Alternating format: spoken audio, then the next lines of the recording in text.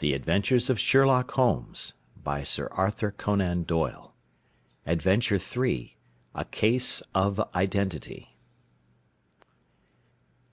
"My dear fellow," said Sherlock Holmes as we sat on either side of the fire in his lodgings at Baker Street, "life is infinitely stranger than anything which the mind of man could invent. We would not dare to conceive the things which are really mere commonplaces of existence. If we could fly out of that window hand in hand, hover over this great city, gently remove the roofs, and peep in at the queer things which are going on, the strange coincidences, the plannings, the cross purposes, the wonderful chains of events, working through generations, and leading to the most outré results, it would make all fiction with its conventionalities and foreseen conclusions most stale and unprofitable." "And yet I am not convinced of it," I answered. "The cases which come to light in the papers are, as a rule, bald enough and vulgar enough. We have in our police reports realism pushed to its extreme limits, and yet the result is, it must be confessed, neither fascinating nor artistic." "A certain selection and discretion must be used in producing a realistic effect," remarked Holmes. "This is wanting in the police report, where more stress is laid, perhaps, upon the platitudes of the magistrate than upon the details, which to an observer contain the vital essence of the whole matter. Depend upon it, there is nothing so unnatural as the commonplace." I smiled and shook my head. "I can quite understand your thinking so," I said. "Of course, in your position of unofficial adviser and helper to everybody who is absolutely puzzled throughout 3 continents, you are brought in contact with all that is strange and bizarre. But here," I picked up the morning paper from the ground, "let us put it to a practical test. Here is the first heading upon which I come: A husband's cruelty to his wife. There is half a column of print, but I know without reading it that it is all perfectly familiar to me. There is, of course, the other woman, the drink, the push, the blow, the bruise, the sympathetic sister or landlady. The crudest of writers could invent nothing more crude." "Indeed, your example is an unfortunate one for your argument," said Holmes, taking the paper and glancing his eye down it. "This is the Dundas separation case, and, as it happens, I was engaged in clearing up some small points in connection with it. The husband was a teetotaler. There was no other woman, and the conduct complained of was that he had drifted into the habit of winding up every meal by taking out his false teeth and hurling them at his wife, which, you will allow, is not an action likely to occur to the imagination of the average story-teller. Take a pinch of snuff, doctor, and acknowledge that I have scored over you in your example." He held out his snuff-box of old gold, with a great amethyst in the centre of the lid. Its splendour was in such contrast to his homely ways and simple life that I could not help commenting upon it. "Ah," said he, "I forgot that I had not seen you for some weeks. It is a little souvenir from the King of Bohemia, in return for my assistance in the case of the Irene Adler papers." "And the ring?" I asked, glancing at a remarkable brilliant which sparkled upon his finger. "It was from the reigning family of Holland, though the matter in which I served them was of such delicacy that I cannot confide it even to you, who have been good enough to chronicle 1 or 2 of my little problems." "And have you any on hand just now?" I asked with interest. "Some 10 or 12, but none which present any feature of interest. They are important, you understand, without being interesting. Indeed, I have found that it is usually in unimportant matters that there is a field for the observation, and for the quick analysis of cause and effect which gives the charm to an investigation. The larger crimes are apt to be the simpler, for the bigger the crime, the more obvious, as a rule, is the motive. In these cases, save for one rather intricate matter which has been referred to me from Marseilles, there is nothing which presents any features of interest. It is possible, however, that I may have something better before very many minutes are over, for this is one of my clients, or I am much mistaken." He had risen from his chair and was standing between the parted blinds, gazing down into the dull, neutral-tinted London street.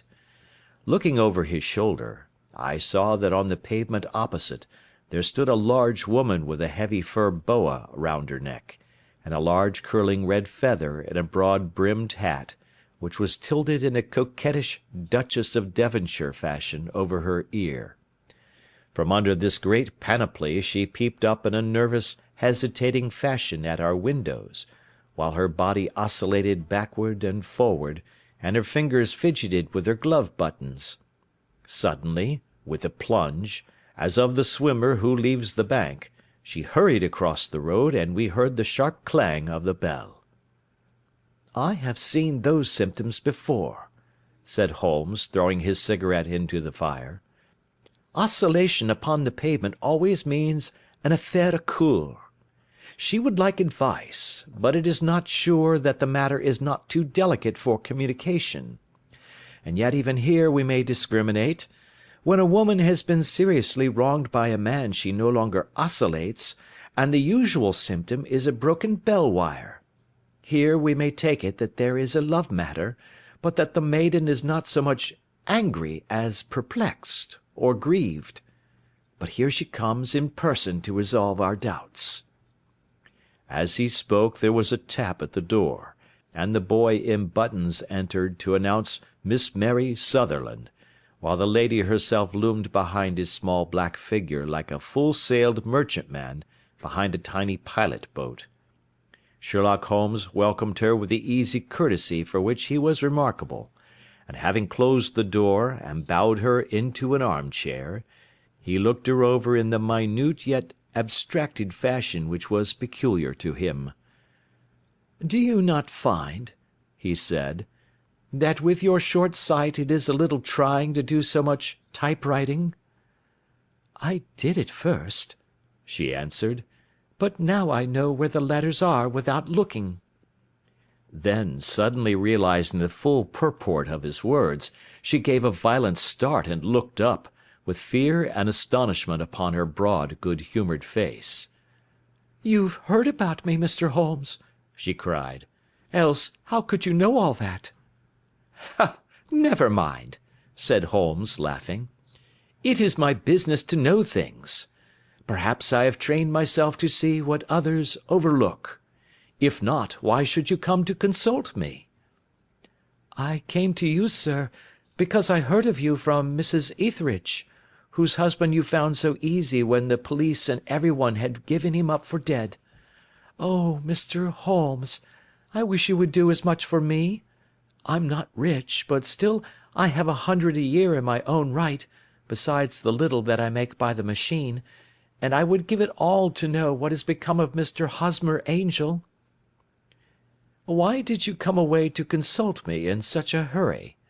asked Sherlock Holmes, with his finger-tips together and his eyes to the ceiling.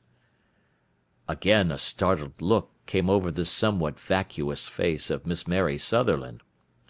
"Yes, I did bang out of the house," she said, "for it made me angry to see the easy way in which Mr. Winbank, that is, my father, took it all.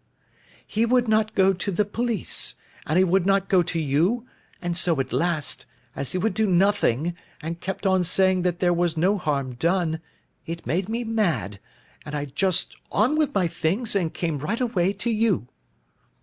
"Your father?" said Holmes. "Your stepfather, surely, since the name is different." "Yes, my stepfather.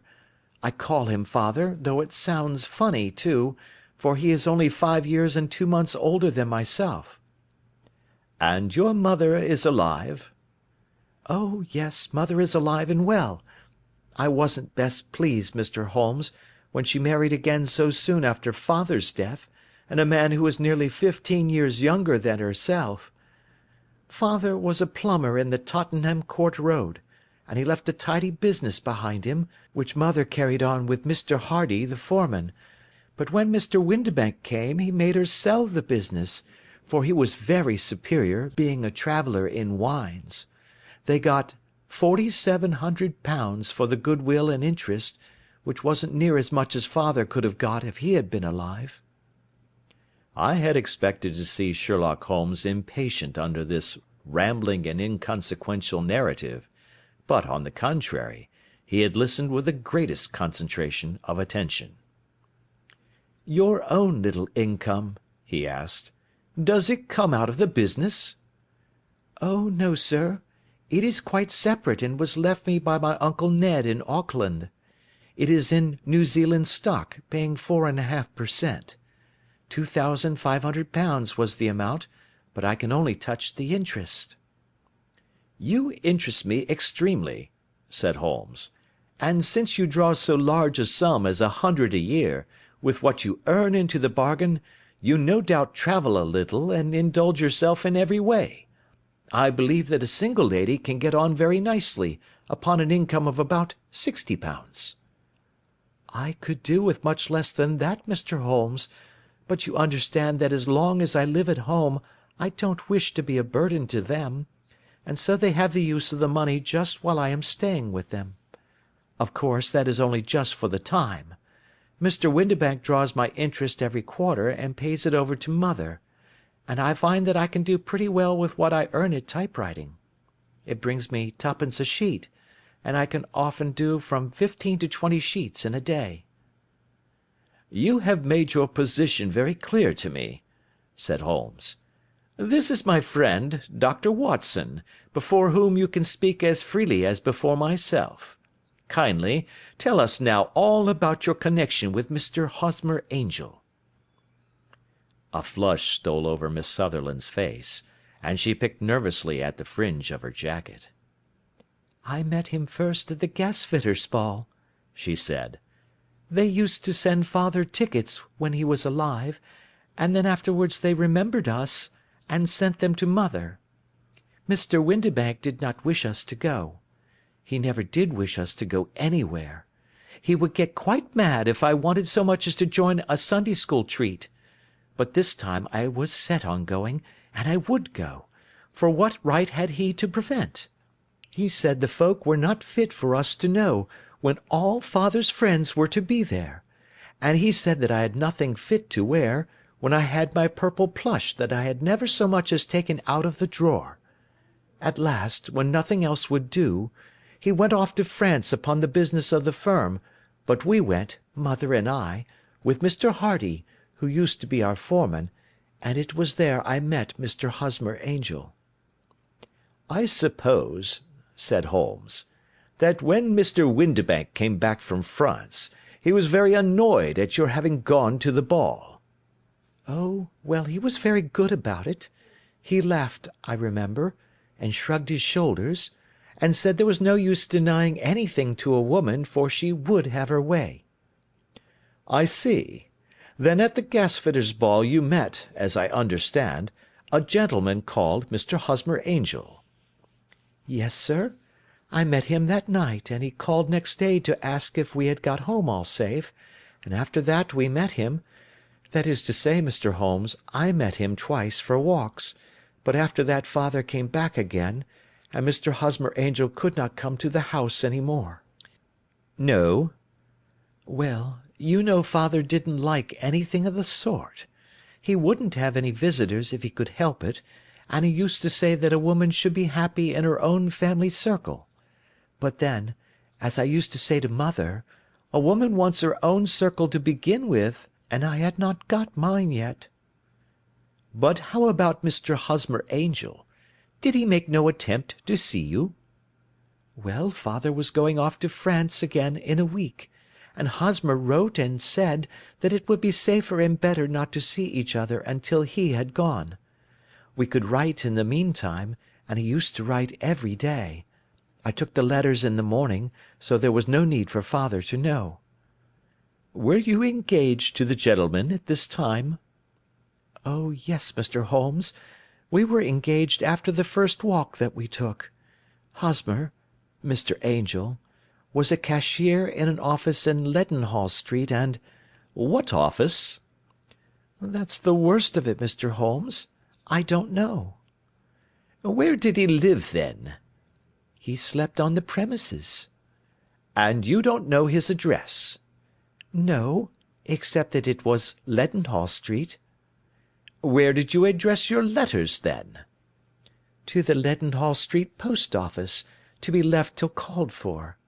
He said that if they were sent to the office he would be chaffed by all the other clerks about having letters from a lady, so I offered to typewrite them, like he did his, but he wouldn't have that, for he said that when I wrote them they seemed to come from me, but when they were typewritten he always felt that the machine had come between us. That will just show you how fond he was of me, Mr. Holmes, and the little things that he would think of." "It was most suggestive," said Holmes. "It has long been an axiom of mine that the little things are infinitely the most important. Can you remember any other little things about Mr. Hosmer Angel?" "He was a very shy man, Mr. Holmes. He would rather walk with me in the evening than in the daylight, for he said that he hated to be conspicuous.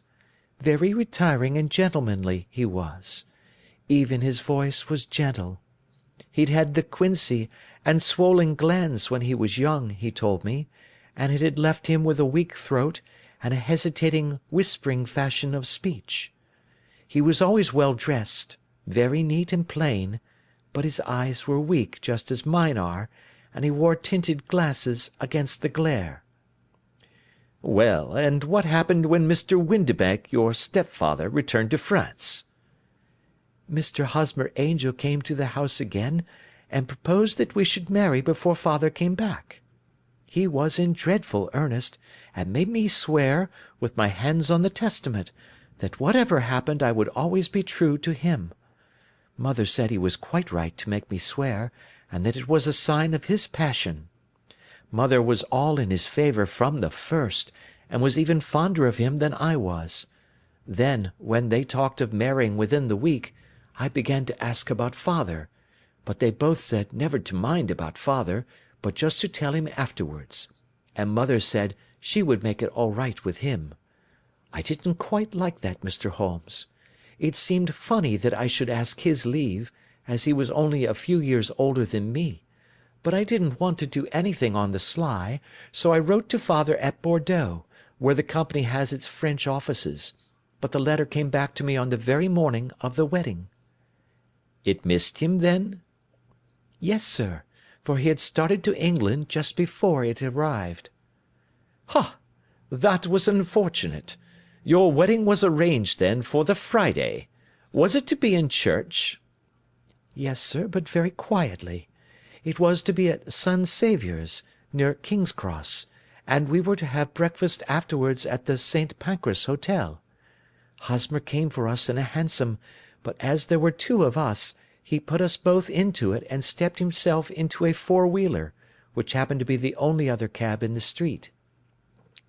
We got to the church first, and when the four-wheeler drove up we waited for him to step out, but he never did, and when the cabman got down from the box and looked, there was no one there. The cabman said that he could not imagine what had become of him, for he had seen him get in with his own eyes. That was last Friday, Mr. Holmes, and I have neither seen nor heard anything since then to throw any light upon what has become of him." "It seems to me that you have been very shamefully treated," said Holmes. "Oh, no, sir. He was too good and kind to leave me so. Why, all the morning he was saying to me that, whatever happened, I was to be true, and that even if something quite unforeseen occurred to separate us, I was always to remember that I was pledged to him, and that he would claim his pledge sooner or later. It seemed strange talk for a wedding morning, but what has happened since gives a meaning to it." "Most certainly it does. Your own opinion is, then, that some unforeseen catastrophe has occurred to him?" "Yes, sir. I believe that he foresaw some danger, or else he would not have talked so, and then I think that what he foresaw happened." "But you have no notion as to what it could have been?" "None." "One more question. How did your mother take the matter?" She was angry, and said that I was never to speak of the matter again." "And your father? Did you tell him?" "Yes, and he seemed to think, with me, that something had happened, and that I should hear of Hosmer again. As he said, what interest could anyone have in bringing me to the doors of the church, and then leaving me? Now, if he had borrowed my money, or if he had married me and got my money settled on him, there might be some reason, but Hosmer was very independent about money, and never would look at a shilling of mine. And yet, what could have happened? And why could he not write? Oh, it drives me half mad to think of it, and I can't sleep a wink at night." She pulled a little handkerchief out of her muff, and began to sob heavily into it. "I shall glance into the case for you," said Holmes, rising, "and I have no doubt that we shall reach some definite result. Let the weight of the matter rest upon me now, and do not let your mind dwell upon it further. Above all, try to let Mr. Hosmer Angel vanish from your memory, as he has done from your life." "Then you don't think I'll see him again?" "I fear not." "Then what has happened to him?" "You will leave that question in my hands. I should like an accurate description of him, and any letters of his which you can spare." "I advertised for him in last Saturday's Chronicle," said she. "Here is the slip, and here are 4 letters from him." "Thank you. And your address?" "Number 31 Lion Place, Camberwell." "Mr. Angel's address you never had, I understand. Where is your father's place of business?" "He travels for Westhouse and Marbank, the great claret importers of Fenchurch Street." "Thank you. You have made your statement very clearly. You will leave the papers here, and remember the advice which I have given you. Let the whole incident be a sealed book, and do not allow it to affect your life." "You are very kind, Mr. Holmes, but I cannot do that.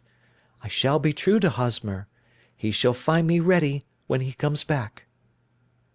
For all the preposterous hat and the vacuous face, there was something noble in the simple faith of our visitor which compelled our respect.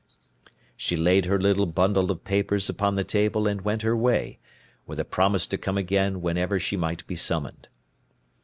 Sherlock Holmes sat silent for a few minutes with his finger-tips still pressed together, his legs stretched out in front of him, and his gaze directed upward to the ceiling. Then he took down from the rack the old and oily clay pipe which was to him as a counsellor, and, having lit it, he leaned back in his chair, with the thick blue cloud-wreaths spinning up from him, and a look of infinite languor in his face. "Quite an interesting study, that maiden," he observed. "I found her more interesting than her little problem, which, by the way, is rather a trite one. You will find parallel cases, if you consult my index, in Andover in '77, and there was something of the sort at The Hague last year. Old as is the idea, however, there were 1 or 2 details which were new to me, but the maiden herself was most instructive." "You appeared to read a good deal upon her which was quite invisible to me," I remarked. "Not invisible, but unnoticed, Watson. You did not know where to look, and so you missed all that was important. I can never bring you to realize the importance of sleeves, the suggestiveness of thumbnails, or the great issues that may hang from a bootlace. Now, what did you gather from that woman's appearance? Describe it." "Well, she had a slate-coloured, broad-brimmed straw hat, with a feather of a brickish red. Her jacket was black, with black beads sewn upon it, and a fringe of little black jet ornaments. Her dress was brown, rather darker than coffee colour, with a little purple plush at the neck and sleeves. Her gloves were greyish and were worn through at the right forefinger. Her boots I didn't observe. She had small round hanging gold earrings, and a general air of being fairly well-to-do in a vulgar, comfortable, easy-going way." Sherlock Holmes clapped his hands softly together, and chuckled. "'Pon my word, Watson, you are coming along wonderfully. You have really done very well indeed. It is true that you have missed everything of importance, but you have hit upon the method, and you have a quick eye for colour. Never trust to general impressions, my boy, but concentrate yourself upon details. My first glance is always at a woman's sleeve. In a man it is perhaps better first to take the knee of the trouser. As you observe, this woman had plush upon her sleeves, which is a most useful material for showing traces. The double line a little above the wrist, where the typewriter presses against the table, was beautifully defined.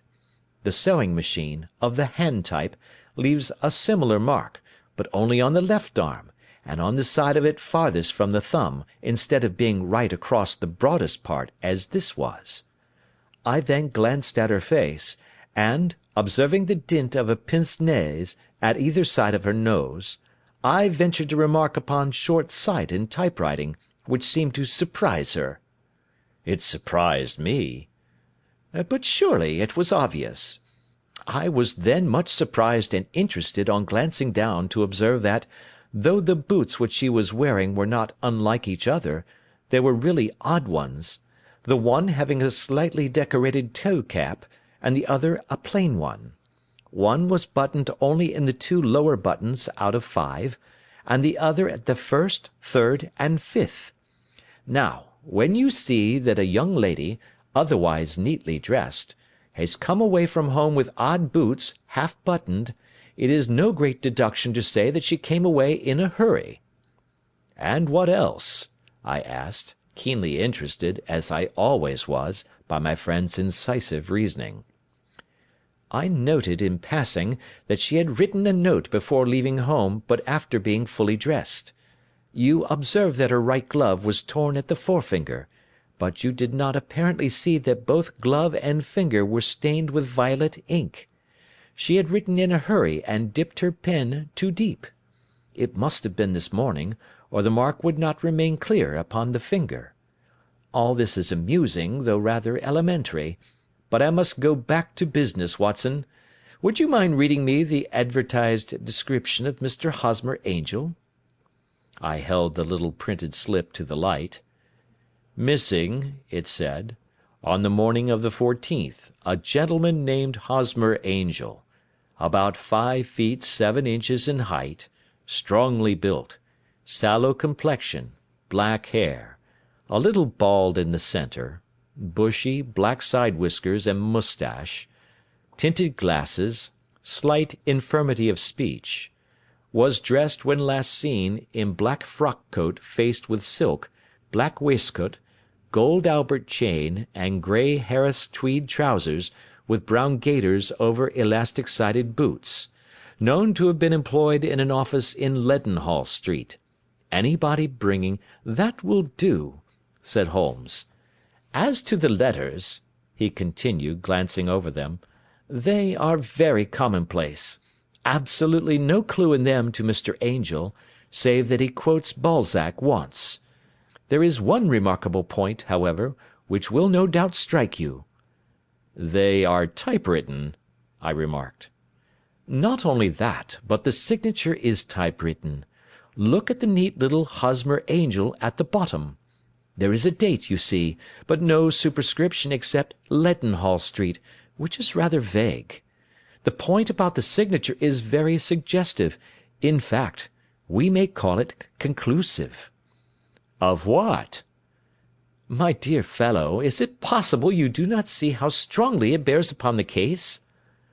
"I cannot say that I do, unless it were that he wished to be able to deny his signature if an action for breach of promise were instituted." "No, that was not the point.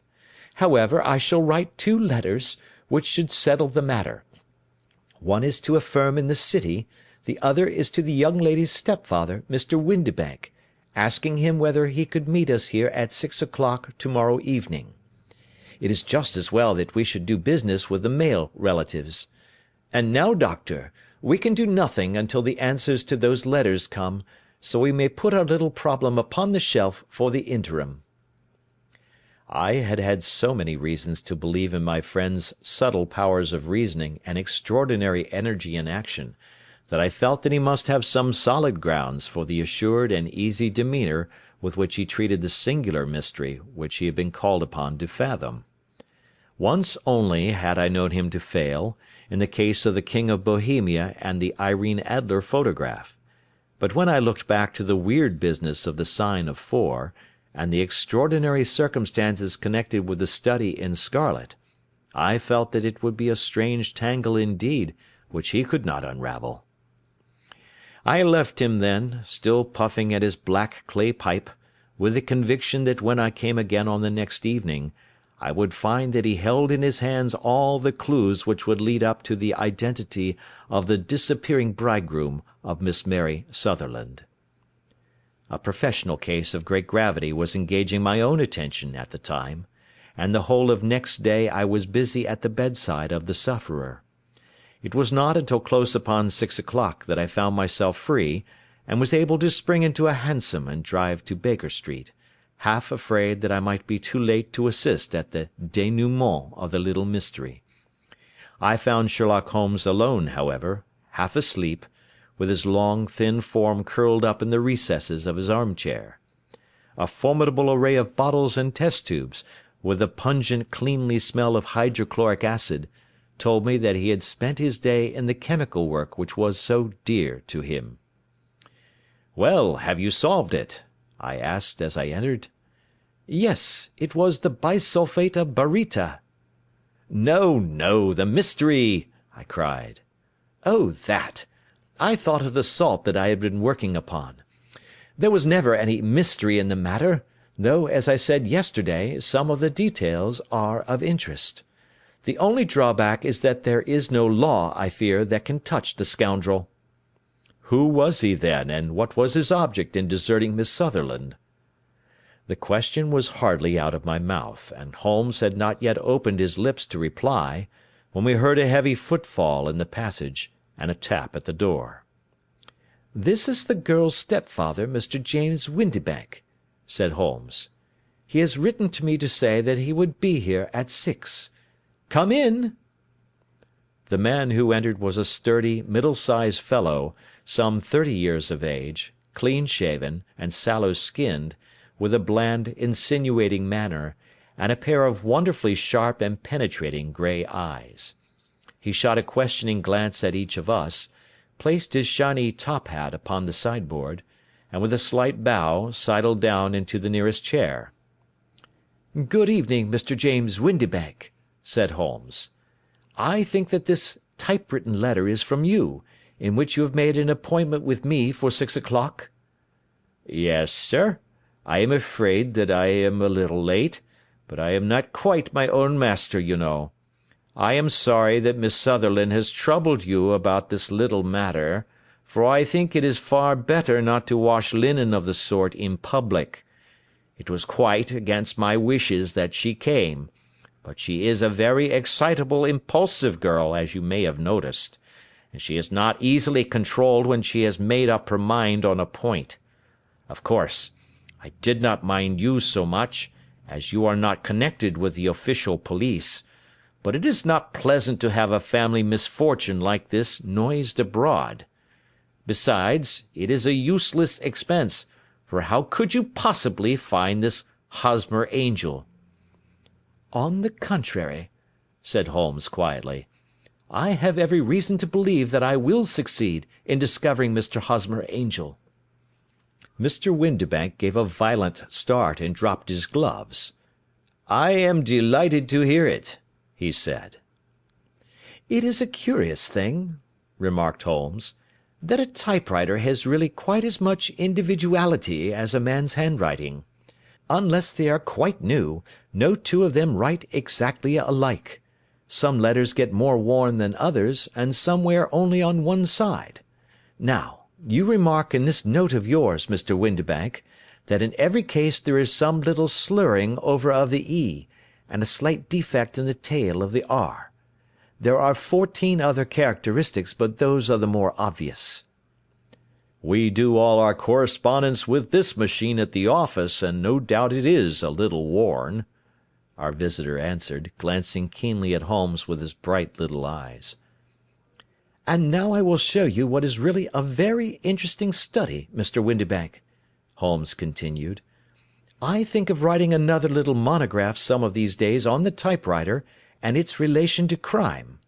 It is a subject to which I have devoted some little attention. I have here 4 letters which purport to come from the missing man. They are all typewritten.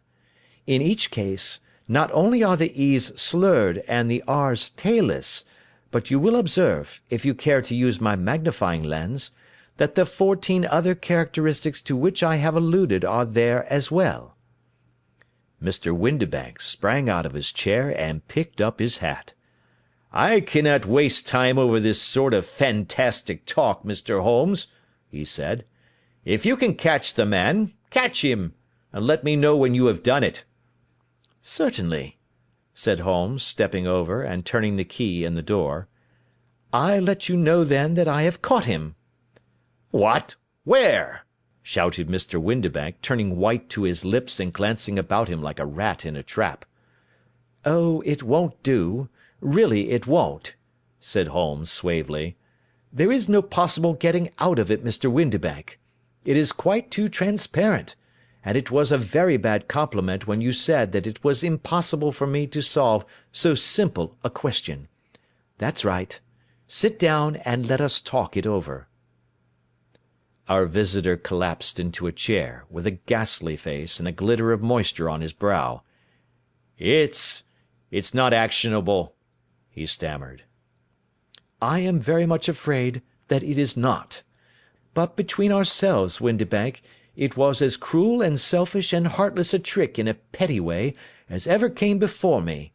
Now, let me just run over the course of events, and you will contradict me if I go wrong." The man sat huddled up in his chair, with his head sunk upon his breast, like one who is utterly crushed. Holmes stuck his feet up on the corner of the mantelpiece, and leaning back with his hands in his pockets, began talking, rather to himself, as it seemed, than to us. "The man married a woman very much older than himself for her money," said he, "and he enjoyed the use of the money of the daughter as long as she lived with them. It was a considerable sum, for people in their position, and the loss of it would have made a serious difference. It was worth an effort to preserve it. The daughter was of a good, amiable disposition, but affectionate and warm-hearted in her ways, so that it was evident that with her fair personal advantages, and her little income, she would not be allowed to remain single long. Now her marriage would mean, of course, the loss of 100 a year, so what does her stepfather do to prevent it? He takes the obvious course of keeping her at home and forbidding her to seek the company of people of her own age. But soon he found that that would not answer for ever. She became restive, insisted upon her rights, and finally announced her positive intention of going to a certain ball. What does her clever stepfather do then? He conceives an idea more creditable to his head than to his heart. With the connivance and assistance of his wife, he disguised himself, covered those keen eyes with tinted glasses, masked the face with a moustache and a pair of bushy whiskers, sunk that clear voice into an insinuating whisper, and doubly secure on account of the girl's short sight, he appears as Mr. Hosmer Angel, and keeps off other lovers by making love himself." "It was only a joke at first," groaned our visitor. "We never thought that she would have been so carried away." "Very likely not. However that may be, the young lady was very decidedly carried away, and having quite made up her mind that her stepfather was in France, the suspicion of treachery never for an instant entered her mind. She was flattered by the gentleman's attentions, and the effect was increased by the loudly expressed admiration of her mother. Then Mr. Angel began to call, for it was obvious that the matter should be pushed as far as it would go if a real effect were to be produced. There were meetings, and an engagement, which would finally secure the girl's affections from turning towards any one else. But the deception could not be kept up for ever. These pretended journeys to France were rather cumbrous. The thing to do was clearly to bring the business to an end in such a dramatic manner that it would leave a permanent impression upon the young lady's mind, and prevent her from looking upon any other suitor for some time to come. Hence those vows of fidelity exacted upon a testament, and hence also the allusions to a possibility of something happening on the very morning of the wedding. James Windibank wished Miss Sutherland to be so bound to Hosmer Angel, and so uncertain as to his fate, that for 10 years to come, at any rate, she would not listen to another man. As far as the church door he brought her, and then, as he could go no farther, he conveniently vanished away by the old trick of stepping in at one door of a four-wheeler, and out at the other. I think that was the chain of events, Mr. Windibank." Our visitor had recovered something of his assurance while Holmes had been talking, and he rose from his chair now with a cold sneer upon his pale face. "It may be so, or it may not, Mr. Holmes," said he. "But if you are so very sharp, you ought to be sharp enough to know that it is you who are breaking the law now, and not me. I have done nothing actionable from the first, but as long as you keep that door locked, you lay yourself open to an action for assault and illegal constraint." "The law cannot, as you say, touch you," said Holmes, unlocking and throwing open the door. "Yet there never was a man who deserved punishment more. If the young lady has a brother or a friend, he ought to lay a whip across your shoulders, by Jove!" he continued, flushing up at the sight of the bitter sneer upon the man's face. "It is not part of my duties to my client, but here's a hunting crop handy, and I think I shall just treat myself to—" He took 2 swift steps to the whip, but before he could grasp it there was a wild clatter of steps upon the stairs, the heavy hall door banged, and from the window we could see Mr. James Windibank running at the top of his speed down the road.